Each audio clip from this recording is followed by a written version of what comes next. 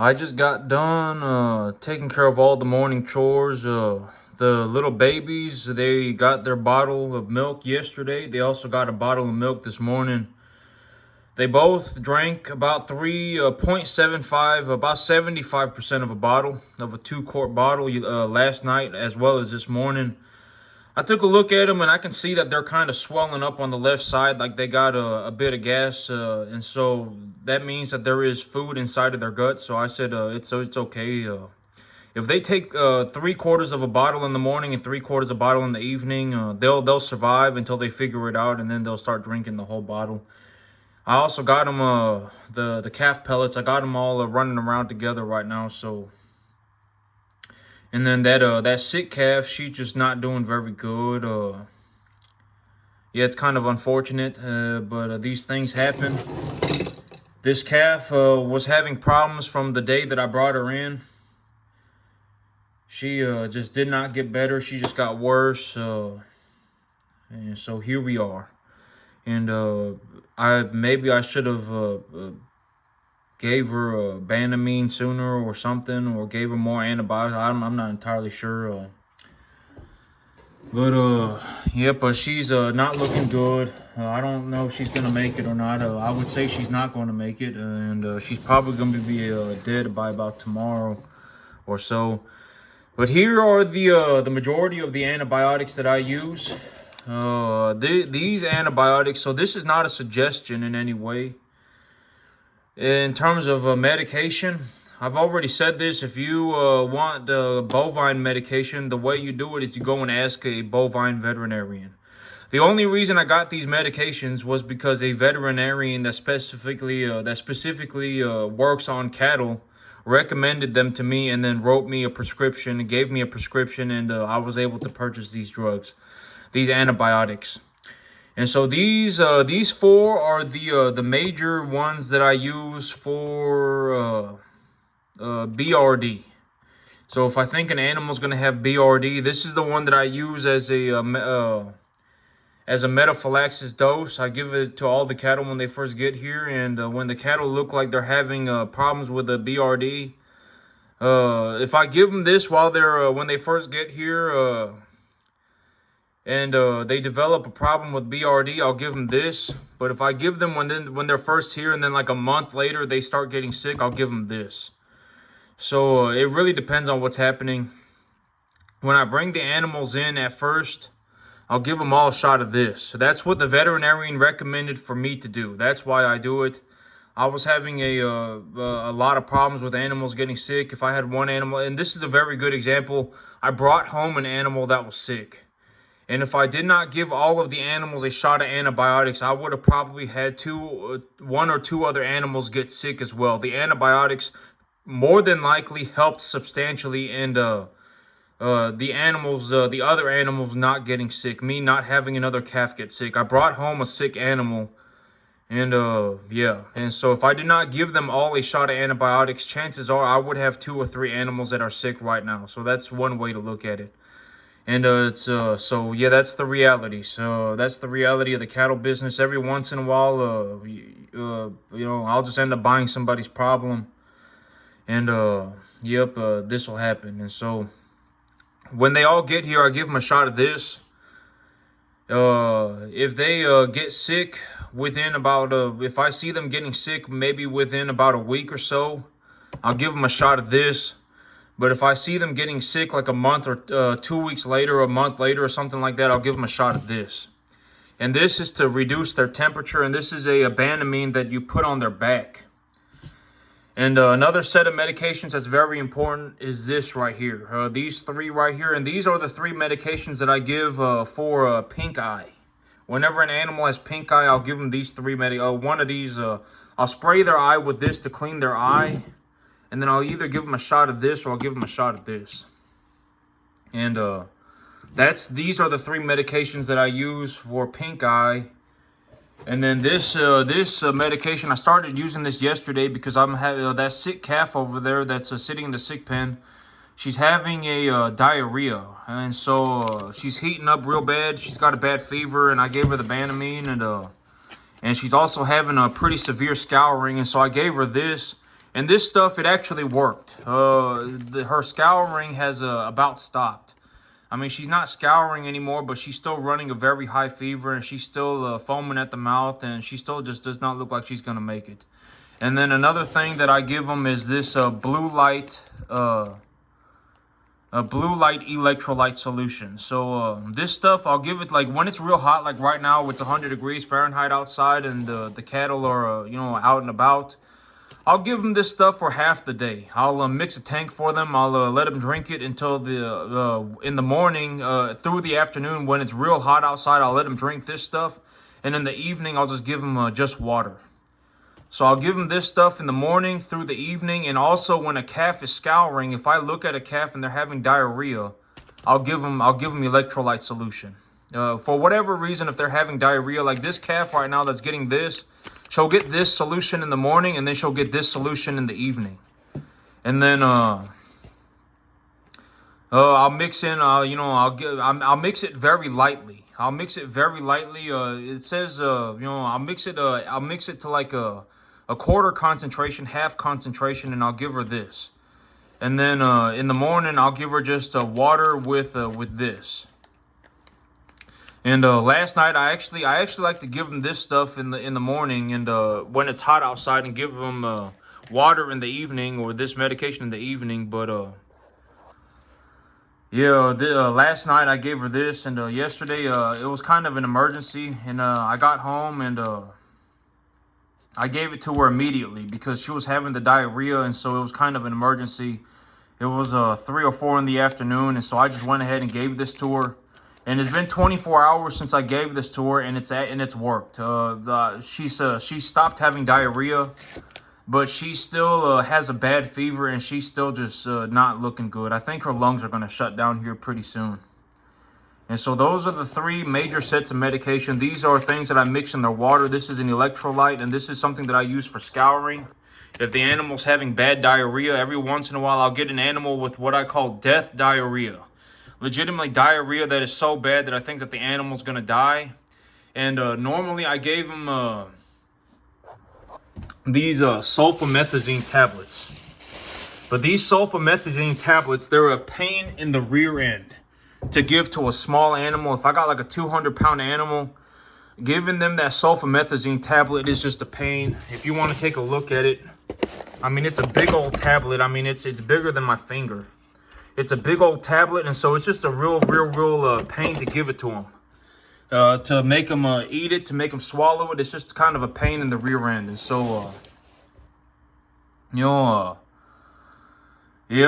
so I went from giving them that to giving them this. I tried this yesterday because I was like, that other medication's just a pain, and I gave them this, and it fixed the diarrhea. So that's fantastic.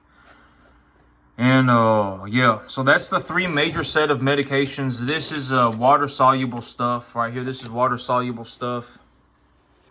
And the rest of this stuff right here, this is for BRD, and this is for pink eye. And also, I know I don't really go take a look at my handguns very often, but if y'all want to see my small little handgun collection, I got this, and you can tell it's empty, completely empty. You can tell, completely empty. And this is essentially a Glock 45 clone, and this was made in Texas. They actually make these in Texas, about an hour down the street from me. And I bought it because I got a real good deal on it. I got this whole setup. It's a XR 920 Combat Edition, and I got this for it was like $800. So it's brand new, and I got it for like $800 to $850. And so I got a real good deal on it. And so it's kind of cool. I gotta take the mag well off of it because I can't really carry it. If y'all want to see my carry is not empty, and so I'm gonna keep my finger clear off the trigger. But this is my carry gun. This is the gun that I've carried. This is the gun that I just carry around. It's a PDP, and I carry this one, and I like that one. I figured maybe I would change over to this one sometime. Just give it a go. I might do that. And yep. My thing about these Glock guns is I really just do not like Glocks. And I think I know what it is. Well, it's the grip. That's what it is. But these shadow systems, the grip on a shadow system is much nice. I personally enjoy the grip much more than a Glock 19 on these shadow systems. I really like the grip a lot more. And this one right here, this is a Smith & Wesson M&P 10 millimeter. And you can tell it's empty, completely empty, completely empty, completely empty, completely empty. You can tell, you can see it. I made sure to make sure that the guns are empty. And oop. I actually can't push the magazine. Not the magazine, the slide release on that. Dang, yeah, I'm gonna have to figure that out. Maybe I have to pull it back a little bit.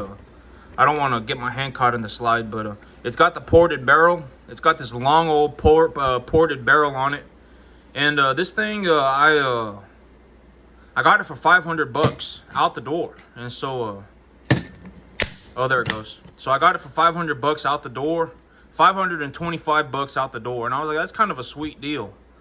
And it's got a port on it, so I was like, it's kind of cool. I actually bought ammunition for this gun, and it's on the way. I bought ammunition for this gun, and it's on the way. And you know, my whole thing about these handguns is that it don't really matter how nice the handgun is. I don't really like handguns. Handguns, they're if I had the choice, I would carry an AR-15 everywhere that I went. I wouldn't carry a handgun. I carry a handgun, but okay, well, I mean, it is my choice. But the big thing about this whole gun situation is that if I walk around, or if not when, I haven't done it, but if I walk around in public with an AR-15, I can almost guarantee people are gonna freak out. People are gonna freak out, and so I don't walk around with an AR-15. I keep it in my truck. And that's the big thing about me is that I would not shoot people. I don't even think about doing it. I don't think about doing it. I don't consider it a good thing to do. I don't go around to shoot people. I just don't do it. I mean, I'm not saying that it's like the thing about, okay, here's the thing. Here's my big perspective is that when we look at the world, like monkeys kill monkeys, lions kill lions, fish kill fish. Legitimately, if there was a situation where somebody had just convinced themselves like they are just kind of a loser, right? I mean, and they're sitting in there and they're going, oh, well, my life isn't really working out for me, and I'm upset that I remember, okay, here was something that happened recently here in Dallas, was that a customer, their boyfriend got killed by the police, and we asked she told us about it, and she told us that what had happened was that she had left her boyfriend. I don't know if it was her husband or if it was her boyfriend, but she left her husband or boyfriend and took her child, and the man smoked a bunch of meth, kidnapped the baby, and was essentially barricading himself into a house with the baby. And the man died. The man was shot in the head and killed with an AR-15. They shot him in the head and they killed him. And it's like in that situation, it's kind of just, it is what it is, right? I mean, this is something that actually happened. One of our customers, she was telling us about it. My boyfriend, husband, I don't know exactly who he was to her, but I left him. She left the man, took her baby with her, which she probably should have. I mean, the man probably did not just randomly decide to smoke meth. I mean, he probably was a drug addict or something. Something was probably happening, and she decided to leave the man. which was probably, I mean, she probably should not have been with this guy to begin with. I mean, but hindsight 2020, it's too late. I mean, it's already happened. And so she took her baby, she left. The man kidnapped the baby, smoked a bunch of meth, and barricaded himself into a house. And the police, I don't know if it was SWAT or the police, essentially shot him in the head and killed him. Stuff like that happens, right? I mean, things like that happen. They happen all the time. It's very unfortunate. Sometimes you end up with a person who's just kind of a loser, and it's like, oh, well, they're going to go and they're going to shoot a bunch of kids, right? I mean, that's their answer, is that they're going to go and shoot a bunch of kids. And it's like, I don't know why you decided that that was a good idea. It's not a good idea. It's a horrible idea. I mean, here's the thing. And I've already said this, but I'm not making fun of people who are average. I'm not making fun of them. I'm essentially, the big idea is to just make people aware.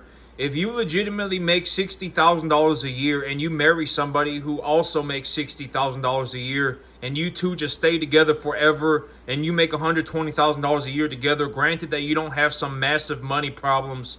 I mean, you're not spending like you're in Congress, right? I mean, you're not spending like you're in Congress. I mean, you don't have massive money problems. You're just kind of an average person, and you make $60,000 a year, and you marry somebody that makes $60,000 a year or $50,000 or whatever. You two make $100,000 a year together. You're essentially upper middle class. That's all it takes. If you legitimately make $100,000 a year, granted that you don't have massive problems. You can go and buy yourself a middle-class home, and you can just live to be an average person. And there's nothing wrong with that. Most people don't even get to that point. Most people don't. I would say probably 80% of people don't even get to that. Like half of the U.S. population makes like $41,000 a year. I don't know exactly how that happened, but it's legitimately about half of the U.S. population makes about $41,000 a year. It's the median income. And realistically, to go from being borderline homeless, $40,000 a year, to being upper middle class, it takes about $15,000 a year. If you're borderline homeless, you're making about $40,000 a year. I mean, you're still making it. You're still doing okay for yourself. Right? I mean, you're living paycheck to paycheck, but I mean, you can live paycheck to paycheck making $100,000 a year. But if you make $40,000 a year and you marry somebody who's making $40,000 a year, and you got one child that's working and that child makes $20,000 a year, and you collectively make $100,000 a year as a family, then boom, you're middle class. That's practically the average person. And to go from that to essentially doing better than like 90% of the 90% of the U.S. population, you just need to make an extra $15,000 a year. If you legitimately go from $40,000 a year to $60,000 a year, you're probably like in the upper, like a 30% of all earners in the entire country, the top 30%.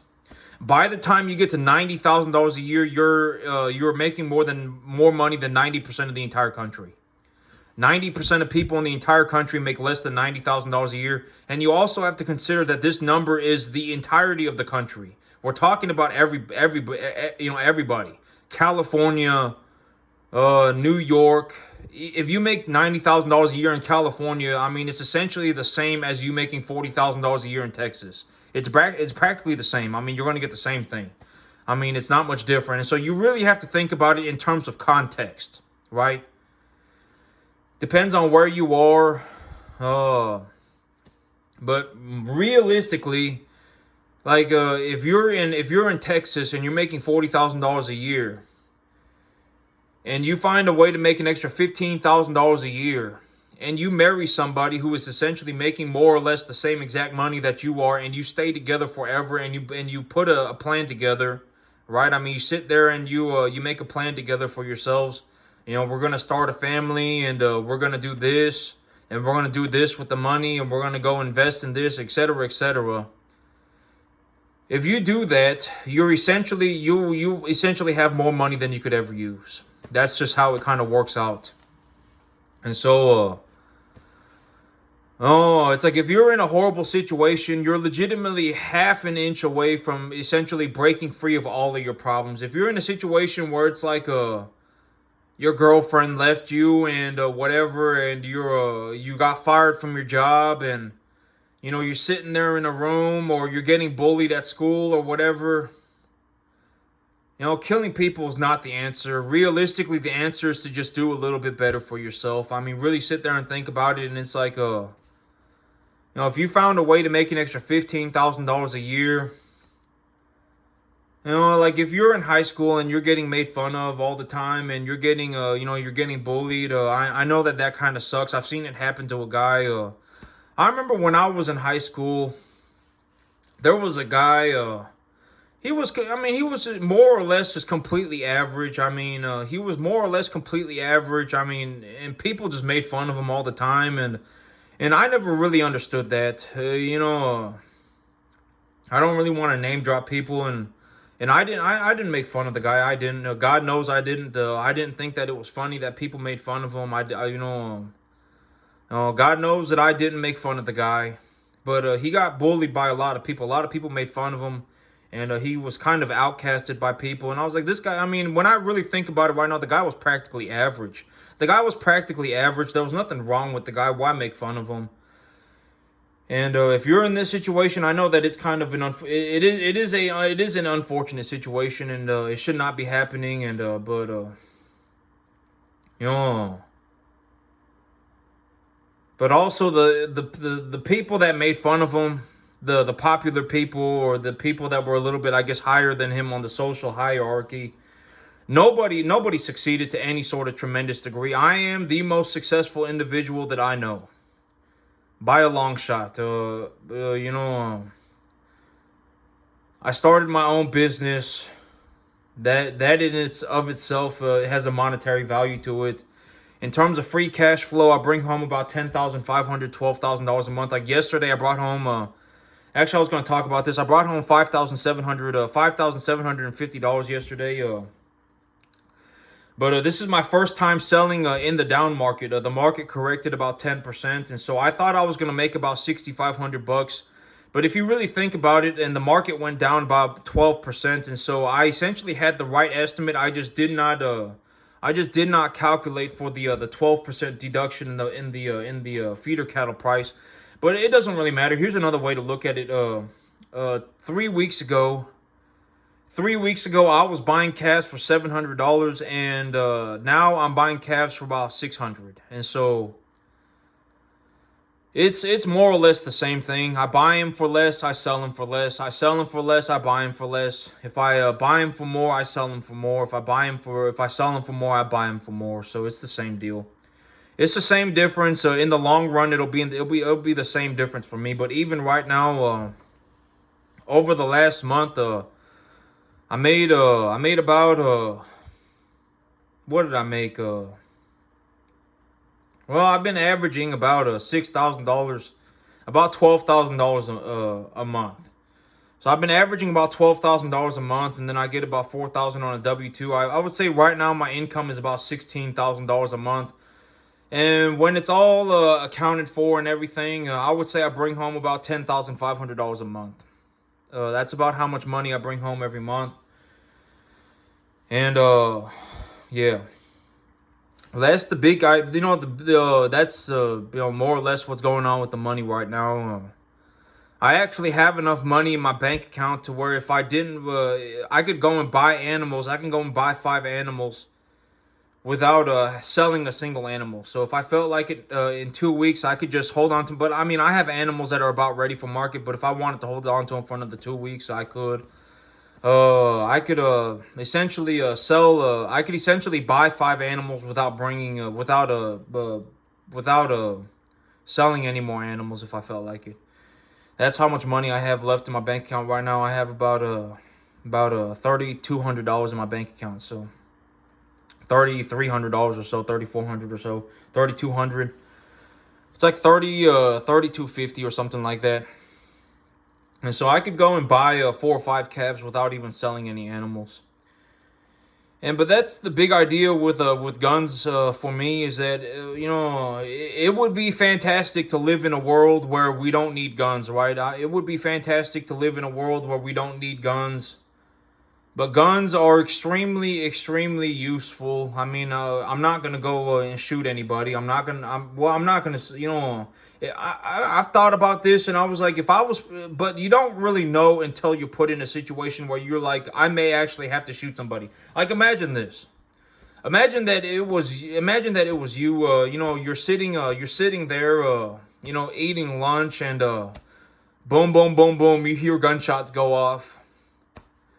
And it's like, who really knows, right? I mean, imagine you're a situation where you see a child getting kidnapped and the mother's freaking out, and you've whatever, right? The child's already been kidnapped. The call is in, right? The man is smoking a large amount of drugs, probably methamphetamine. He's kidnapped the kid. He's barricaded himself into a house, and he's going nuts, right? And it's like, well, I mean, what are you gonna do? Punch the guy? What are you gonna do? Run up to the guy and stab him with a knife? Probably the best idea is probably to just shoot the guy, right? I mean, just shoot him. And horrible things happen. There are legitimately situations where it's like it's probably a good idea to just.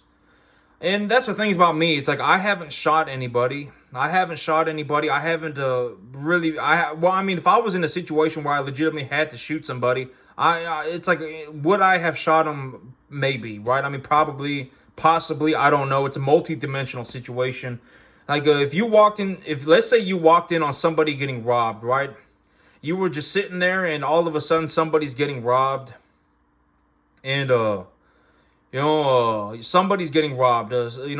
Somebody ran into a store and threw a bunch of lighter fluid on a young lady. You could see the lighter fluid in his hand, and you could see him throwing it on the girl, and he's sitting there threatening the lighter on fire, right? I mean, at that point, are you gonna risk the young lady getting lit on fire? I mean, are you going to? I don't know. I mean, would I risk it? I don't know. I mean, I probably. I don't know. That's something to think about, right? I mean, that's something to realistically think about when it comes to a gun. If you're dealing with somebody who's just a horrible person, they're legitimately a horrible person. They've convinced themselves that, going down a death spiral is the most logical thing for them to do. And now here they are shooting a bunch of kids. Whatever,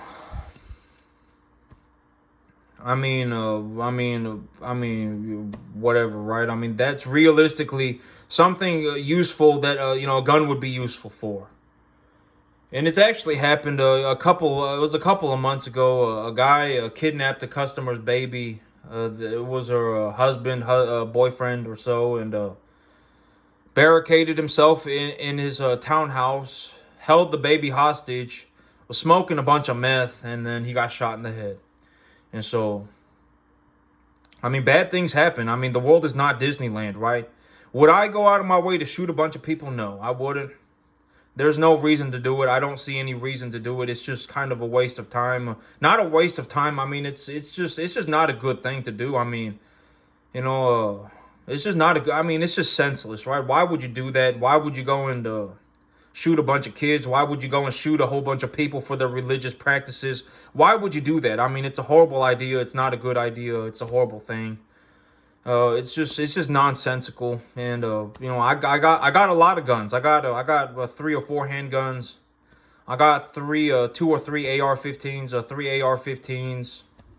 I got 2 or 3 AR-10s. And so yeah, I got a lot of guns. And I got a couple thousand rounds of ammunition. Would I go out of my way to shoot people? Absolutely not. I would not. Why would I do that? That's a horrible. Why would I even consider doing that? I got a lot of things going on, right? And it's like, maybe if you're in this situation where you're kind of just in a horrible situation, you just kind of down in the dumps. Just understand that it's not going to take much for you to drastically improve your life. And maybe one way to do it is with money. If you legitimately just find a way to make an extra $15,000 a year. Let's say you're in high school and you're getting made fun of all the time, and you go and find a way to make an extra $15,000 a year, and you make your $15,000 a year, and you go and whatever, right? Well, actually, here's the thing. From what I have personally seen, one of the best things, and one of the best pickup lines for a man, for any man, is to just are the words, "I have a job." If you legitimately walk up to 90% of women, and you let it be known pretty straightforward that you are a working man, you actually have a job. And when they like when a young lady asks you what you do, you don't have to tell her that you're a manager at McDonald's, right? I mean, tell her that you got a nice apartment, or tell her that you got a small house, and that you got a nice car, and even if you are a manager at McDonald's, I mean, but a lot of people in general have zero idea what the thing about anything about money. They have zero idea, and it's like but I mean,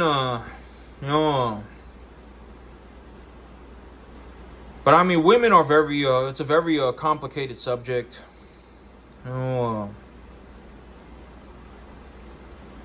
Yeah, but I mean, if you go and get a job,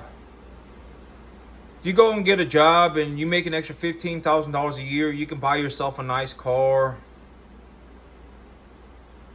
You can buy yourself whatever, right? You can buy yourself a decently nice car. You can buy yourself a decently nice piece of jewelry, like a gold necklace. If you buy a gold necklace, it's kind of an investment, because the price of gold fluctuates. Gold is a commodity just like anything else. And at the end of the day, if you get made fun of, it's like, at least you're the one with the money, right? At least you have the money. But most people are just about a half inch away from doing drastically better for themselves. If you have a massive problem spending money, then maybe it's a good idea to spend less money. If you make an extra $15,000 a year, that's essentially enough money to move you out of a social hierarchy class. You could go from middle class to upper middle class by just making an extra $15,000 a year. Most people, that's how it works out. For the average person, like 90% of the entire country, if you're middle class and you find a way to make an extra $15,000 a year, you're essentially moved up an entire social hierarchy class level. You went from being middle class to being upper middle class by making an extra $15,000 a year. So consider that. That's something to think about. But yep, these are the 3 handguns that I have. I'm not sure exactly how many handguns I have, but these are the 3 big ones. Maybe I got a little 380 Dinker pistol, and these are the 3 major ones that I have. I got a what else do I have? I have these 3, a 380, and then and then I have a SIG 365. So I got 5 handguns. And I wouldn't buy any more handguns. This is realistically about as strong of a handgun as anyone could ever need. A 10 millimeter is essentially a semi-automatic 357 Magnum. This handgun right here, it's like shooting a low-powered 357 Magnum. So it's pretty much a semi-automatic 357 Magnum. A 357 Magnum is going to produce a bit more muzzle energy. But it's like shooting a low-powered 357 Magnum semi-automatic. You get 2.5 times the magazine capacity. So a 357 Magnum is a 6 to 8 round or so I'm not sure if they go up to 8 rounds, but 6 or 8 rounds or so. And these go up. This is a 15 plus 1. And so realistically, you could kill just about anything with this on the entire planet. You could kill a brown bear. I mean, you could probably kill an elephant with this. You could probably kill a hippopotamus with this. If you shot them close range and in the head, they would die. So, yeah, and you shot the right type of ammo, you could kill just about any mammal on the planet with this gun. So it's practically a semi-automatic 357 Magnum. I got ammunition coming in for this right now, and I'm gonna go ahead and shoot it. But yep, America makes the best guns on the planet. I shoot American-made guns. Armalite, Zev, Noveski, BCM. A lot of real good gun manufacturers. Their guns don't cost very much. You can buy a full-on AR-15 for like a real nice one for $1,100-1,200 and then all in for a like a real nice AR-15. It's maybe gonna be sometimes you can get a good deal. Wilson Combat is another good one. But America makes the best guns on the planet. And that's also because the original Glock is made in Australia. The Glock was is an Australian gun, and I think that's why it just does not work with me, because maybe it's because it's Australian. And then when I get this Glock clone that's made in Plano, Texas, about an hour and a half away, 2 hours away from me, it just works a lot better for me. It feels a lot better in my hand. I shoot it a lot better, etc., etc. It's just a lot better of a gun for me. And I was like, maybe it's because they made it in Texas. Maybe it's because they took the Glock and a guy in Texas redesigned it and made it, and maybe that's why it works so much better for me. But maybe that's why. But America makes the best guns on the planet. The 5.56 round inside of 200 yards is a masterpiece. It is a wonderful round. I mean, the 5.56 round, practically zero recoil. I mean, explosive amounts of power. I mean, at 200 yards, a 5.56, wonderful cartridge. Probably the best cartridge on the entire planet. Under 200 yards, practically zero recoil. Very accurate bullet. Very just wonderful cartridge. The AR-10, a masterpiece. The AR-10 is also a masterpiece. Made by Eugene Stoner himself. The AR-10 shoots a 308. I got a 6.5 Creedmoor AR-10 as well. The 308 within 350 yards. Wonderful cartridge. Absolutely incredible bullet. The 6.5 Creedmoor within 350 yards. It's even flatter shooting, less recoil. But I mean, they're more. I mean, yeah, the 6.5 Creedmoor and the 308 Winchester on an AR out of an AR-10 is a wonderful cartridge. I mean, wonderful gun. Masterpiece. Eugene Stoner made in America. Phenomenal gun. The best guns on the planet. The AR-15 and the AR-10 within 350 yards. The best guns on the planet. I mean, I will legitimately argue that they are the best guns on the planet. America makes the best guns on the planet. That's just from what I've seen. I only shoot American-made guns. America makes it. I don't shoot any of these. I don't got no bullpups. I don't got no AK-47s. I had an AK-47 for a little bit, and I was like, in all honesty, the AR-15 is just such a better rifle than the AK-47. I mean, I had an AK-47 for a little bit, and I switched it out for an AR-15, and I am never going back. I mean, the AR-15 is such a wonderful gun. Under 200 yards, the AR-15, incredible. Under 350 yards, the AR-10 is incredible. Past 350 yards, probably needs some kind of a bolt action. America makes the best guns on the planet. Wonderful, phenomenal guns. And I only shoot American-made guns. America, just wonderful guns. And so, yep. But that's it for me today, YouTube. Y'all have a good one.